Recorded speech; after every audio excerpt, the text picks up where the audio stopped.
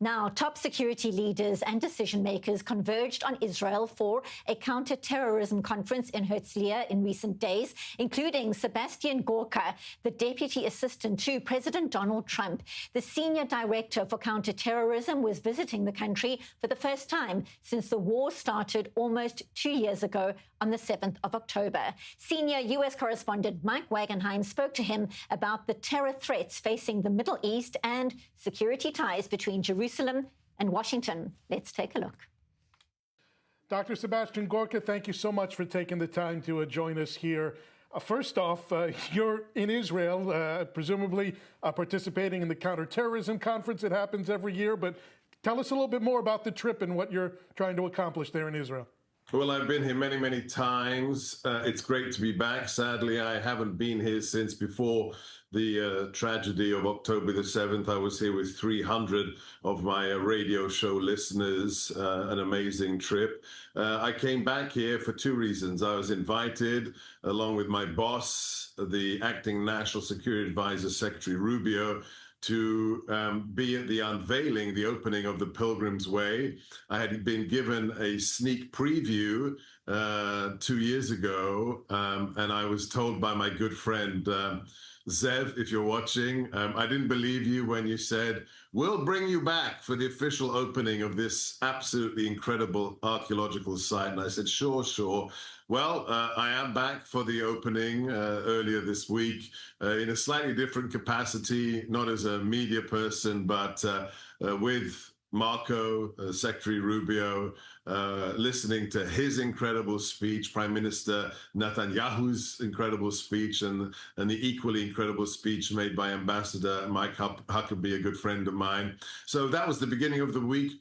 And then for more than 4 years, because of how disastrous the Biden administration was, we have not had what we call the CT dialogue, the high-level counterterrorism bilateral negotiations with our friends in the Israeli government. So with my State Department colleagues, we came here with a large delegation and have spent the last 3 days amazing discussions, classified discussions on how to beat global jihad, how to defeat Hamas, how to bring back all of our hostages, Americans and Israelis.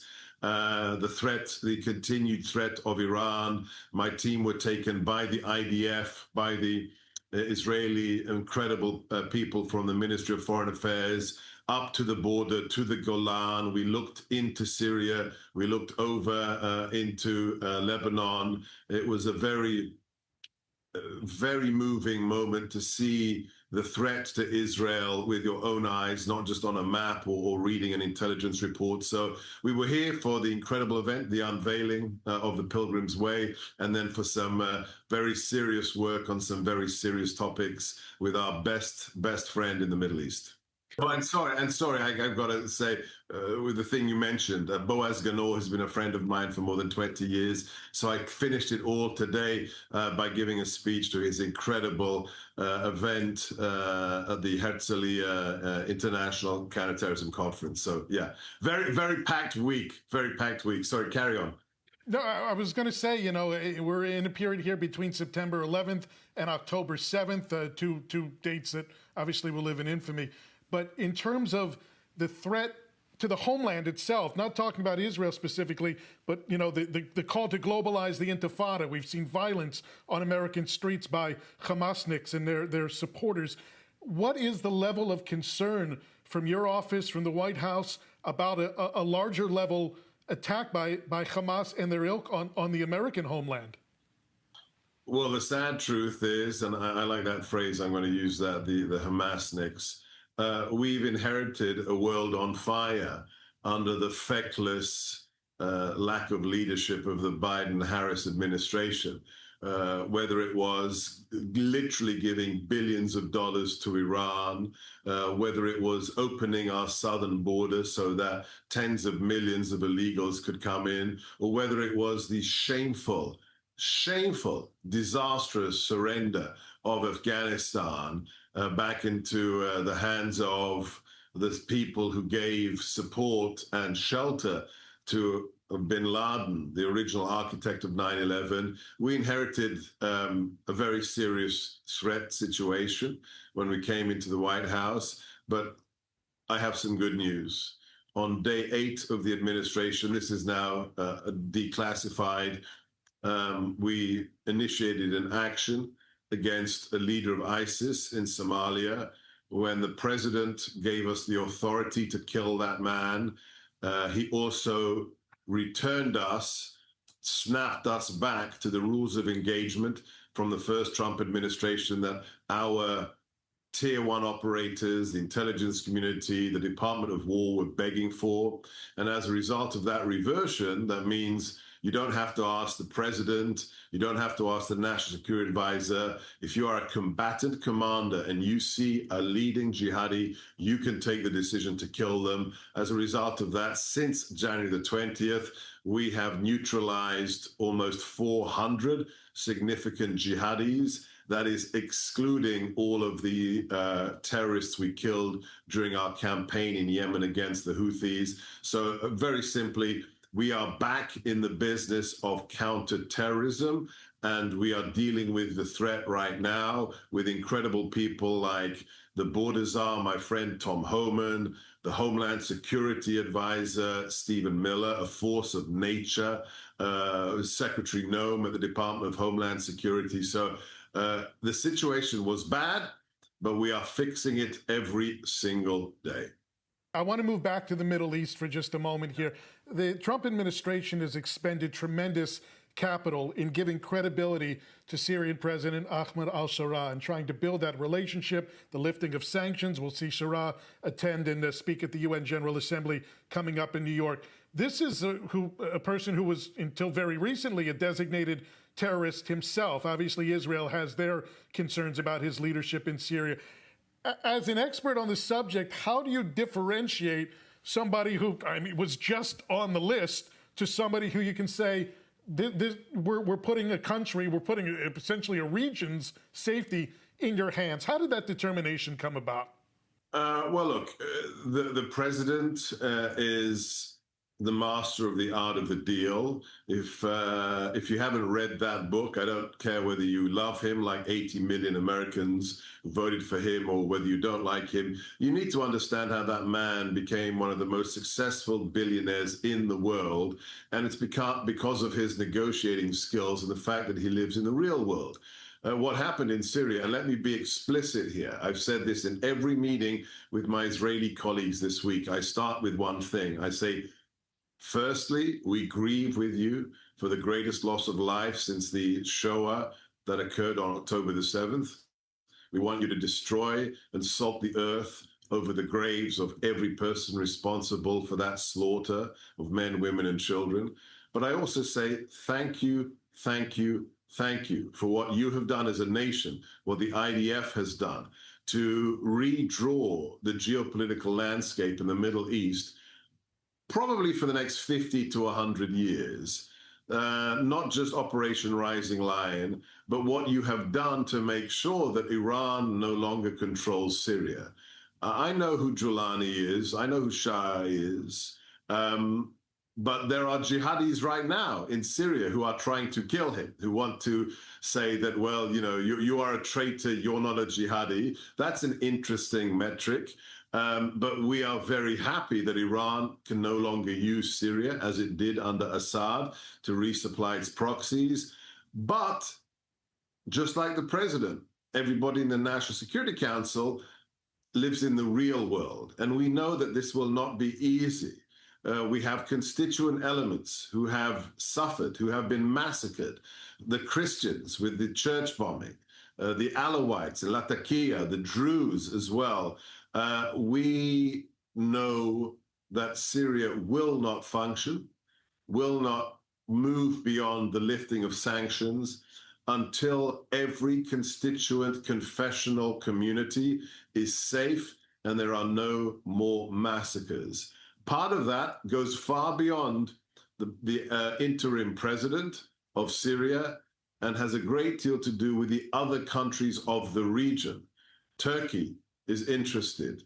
Saudi Arabia is interested. Israel, especially in the south and with the Druze community, the Kurds in the north, these are all significant influences on Syria. The message from the president is very, very clear to Damascus. You have been given the greatest opportunity of your lifetime. It is now time to show us what you can do. There's been a growing bipartisan effort in Congress, and the White House has signaled their openness to it as well, to designating the Muslim Brotherhood as a foreign terrorist organization. Now, they've already been designated in a lot of places in the Middle East. One place they haven't is a place where things have gotten a little bit more complicated over the last week, and that's in Qatar. What would you see as the ramifications for the U.S. designating the Muslim Brotherhood in terms of its relationship with Qatar going forward? Well, there's another nation that hasn't designated the Brotherhood either, and that's Israel. I think it's high time that Israel did so as well, and I think some people are looking at that right now. Look, I'm not going to focus on a specific country's reaction. I'm just going to say the following. The Muslim Brotherhood, the Ikhwan Muslimin, is the grandfather of modern jihad. It has the same genetic code as every threat Israel faces, every threat America faces, whether it is Sunni or Shia. Hassan al-Banna, Syed Qutb, these people provided the intellectual and theological justifications for Hamas. Hamas's founding charter in 1982 states in the second paragraph, we are a chapter of the Ikhwan Muslimin, whether it's Al-Qaeda, Hamas, ISIS, Al-Nusra. These are all cut from the same cloth as the Brotherhood. If and when we do designate it, when the president takes that decision, every country of the region, every country of the world will have to make a decision. Do we support this? And so demonstrate our understanding of where modern Salafi jihadism comes from? Or do we not support it and pay the consequences when it comes to relations with the United States and the most powerful man in the world and the most consequential president of the modern age? I think if you are a rational nation, it doesn't matter whether you are, Vanuatu or whether you are, Great Britain, it behooves you to want to be cooperating with and moving in the same direction as President Trump and America. And we have a very simple message. 8 years ago, when we were in the Trump administration, when the president gave that seminal speech in the Hijaz to the heads of state of 42 Muslim and Arab nations, he spoke very bluntly. He said, you have to rip jihadism out of your mosques. You have to take the jihadis off the streets of your countries. I cannot tell you afterwards how many Muslims, how many Arabs from the region said, thank you, thank you, thank you. Tell President Trump, this is the plain speak we've been waiting for that helps us do what Jordan did recently, which was designate the Brotherhood, as the Emirates has, as Syria did back in the 1970s. So we are here to talk truthfully to our friends and together to move to the next level. 8 years ago, the message of the president was security, security, security. I will crush ISIS, which he did. The caliphate disappeared. We will work together to go after Al-Qaeda and other threat groups. His new message, when he traveled to the Middle East recently, was it's time to move from security to prosperity. As the president loves to say in every press conference, we are the hottest nation in the world today. Just today, I was reading about another company that's decided to invest billions of dollars in America. All of these companies that are saying, no, we're not going to exploit slave labor in China. We're not going to steal American jobs by building factories in Mexico. We are the hottest ticket in the world. Do you want to be a part of that? Belgium? Do you want to be a part of that? Qatar? It's a very simple choice. Let's move from security to prosperity together. Just recently, the White House signed an executive order designating or creating this mechanism for state sponsors of wrongfully detained people. I know your office was involved in that particular effort. It seems to have borne fruit almost immediately with the release of Elizabeth Surkov from an Iran-backed militia in Iraq in recent days. Can you draw a direct line between that executive order and Surkov's release? I think anybody who has a brain can do that. I was in the Oval Office, and a highlight of my career in the last 8 months in the White House, standing next to the president, next to one of my team members from the Counterterrorism Directorate, next to the incredible Adam Bowler, one of our tireless envoys like Steve Witkoff, like Rick Grenell, who have liberated, think of this, 72 Americans from hostage status in just the last few months. And we were there in the Oval in front of the television cameras for the president to sign that executive order that says we're not just going after terrorist organizations and designating the cartels or the Iraqi militia groups. We will now use the tools of terrorist designation against countries, against governments who wrongfully detain our citizens as bargaining chips, as pawns in their geopolitical game of one-upmanship. And within a matter of days, the president signs that executive order. And a case I was working on that researcher, Ms. Surkov, she's released thanks to the incredible work of our envoys, but most especially because of that press conference from the Oval with President Trump, where he just told the world, you have been warned. In terms of October 7th, we've got the anniversary coming up. There is so much to learn from what Israel has done militarily since October 7th, the decapitation of Hezbollah's command structure, the same thing with the Houthis, the infiltration of Iran. There's also a whole lot to learn from the failures that led up to October 7th and some of the preconceptions that led to missed intelligence warnings and things of that nature. In your discussions with your Israeli counterparts, with regional counterparts, what are the grand lessons to be learned pre-October 7th up until the present time in terms of counterterrorism, and where does it go from here?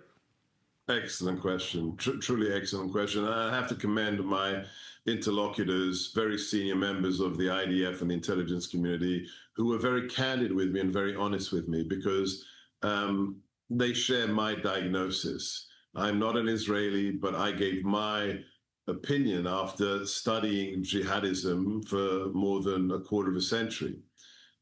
I think too many influential people in uniform, too many influential people in suits misdiagnosed the nature of Hamas. They took a decision and they said, this isn't Palestinian Islamic Jihad, this isn't Hezbollah, this is a political organization. And there is a political resolution. There is a deal to be made with Hamas. And they were wrong. Because, as the great Simon Wiesenthal said, when a group of people, in that case the Nazis, repeatedly say, we will kill you, sooner or later you should listen to them and you should take them seriously. My first book, Defeating Jihad, which is the one that propelled me to the White House 8 years ago, had a very simple message, a message that is almost 3,000 years old, which comes from not even a white man, not from a Jew, not from a Christian, but comes from Sun Tzu. If you wish to have victory in war, you must know who you are and what you are fighting for, but you must know who the enemy is and what they believe. Hamas is a Salafi jihadi organization committed to the subjugation or the slaughter of every Jew and every Christian and every apostate. That cannot be wished away. My argument, and what I shared with my Israeli friends, and now they understand, is that even when you're very good at killing terrorists, you are very good at killing terrorists. We are excellent. We can kill any terrorist anywhere in the world if the president says so within about 72 hours. If we've got the grid coordinates, we will find you. But even if we can kill you, if the group has a powerful ideology that allows them to recruit 6 replacements for the one jihadi you killed, it's just a perpetual machine. It's what we call mowing the grass. My contention, and now, thanks to the hardship of the last 2 years, Israel understands this very well, is that the true center of gravity is the ideology of the threat group. Whether it's Nazis for the Third Reich, whether it's communism for the Soviet Union, or whether it's Salafi jihadism for Hamas, Al-Qaeda, ISIS, Al-Nusra, Hezbollah. Ultimate victory comes when we attack the ideology and we delegitimize it.